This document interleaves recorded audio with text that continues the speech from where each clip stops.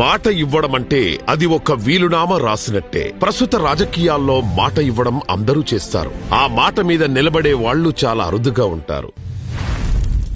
ఇటువంటి rare political లీడరే మన విద్యా ఐటీ శాఖల మంత్రి నారా లోకేష్. యువగళం పాదయాత్రలోనూ తనను ప్రజలు కలిసినప్పుడు మంగళగిరి నియోజకవర్గానికి ఆయన చాలా హామీలిచ్చారు. అవి ఒక్కొక్కటిగా అమలు చేసుకుంటూ వస్తున్నారు. కొన్ని లీగల్ సమస్యలున్నవి, దీర్ఘకాలంగా పరిష్కారం చేయలేని వాటి గురించి ఎవరైనా అడిగితే సాధ్యాసాధ్యాలు పరిశీలిస్తానని చెబుతారే కాని చేస్తానని చెప్పరు యువనేత లోకేష్. మాట ఇస్తే 600 నెరవేర్చి తీరుతారు నారా లోకేష్ అని ప్రజలే చెబుతున్నారు.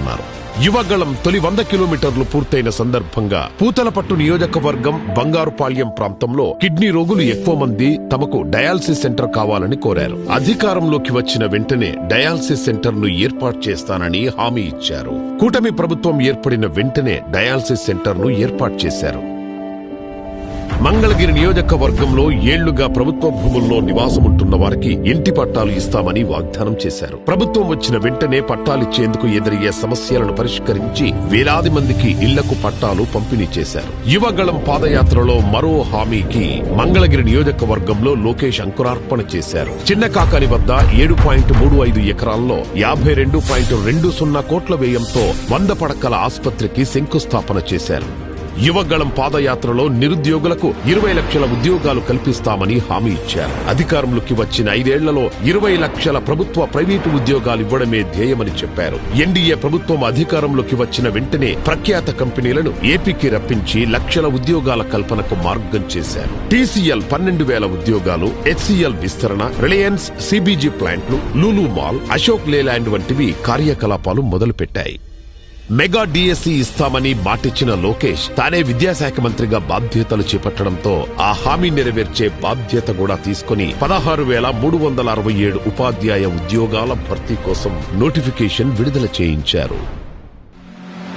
తన మంగళగిరి నియోజకవర్గంతో పాటు రాష్ట్ర వ్యాప్తంగా చేనేతల కష్టాలు చూసి చలించిపోయిన నారా లోకేష్ చేనేత కార్మికులకు ఉచిత విద్యుత్ అందిస్తామని హామీ ఇచ్చారు. ప్రభుత్వం ముందు తన హామీని ఉంచారు. ప్రభుత్వం చేనేత కార్మికుల ఇళ్లకు నెలకు 200 యూనిట్ల వరకు, పవర్ లూమ్లకు 500 యూనిట్ల వరకు ఉచిత విద్యుత్ అందించేందుకు ఉత్తర్వులు జారీ చేసింది. పాదయాత్రలో తనను కలిసిన విద్యార్థులు ఫీజు రియంబర్స్మెంట్ కష్టాలు విని చలించిపోయిన నారా లోకేష్ తాను అధికారంలోకి వస్తే బకాయిలు చెల్లించడంతో పాటు నేరుగా కాలేజీలకు ఫీజు చెల్లిస్తామని చెప్పారు. లోకేష్ హామీ మేరకు ఈ విద్యా సంవత్సరంలో ఇప్పటికే 788 కోట్ల ఫీజు రియంబర్స్మెంట్ బకాయిలు విడుదల చేశారు.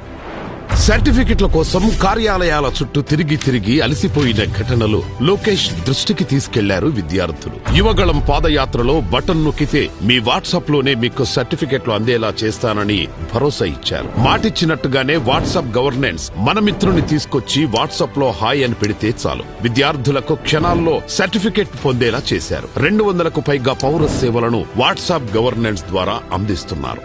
బోధనేతర పనులతో ఇబ్బంది పడుతున్నామని, యాప్ల భారం పెరిగిందని టీచర్లు లోకేష్ దృష్టికి తెచ్చారు. అధికారంలోకి వచ్చిన వెంటనే విద్యాశాఖ మంత్రి అయిన లోకేష్ పదుల సంఖ్యలో యాప్ల స్థానంలో సింగిల్ యాప్ తెచ్చారు. టీచర్లకు బోధనేతర పనులు తప్పించారు. బాత్రూమ్ ఫోటోలు తీసే బాధ్యతలను తీసేశారు. ఇచ్చిన మాట ఒక్కొక్కటిగా నెరవేర్చుతూ వెళుతున్న విద్యా ఐటీ శాఖల మంత్రి నారా లోకేష్ ప్రజలు ఆత్మీయ బంధువులా భావిస్తున్నారు.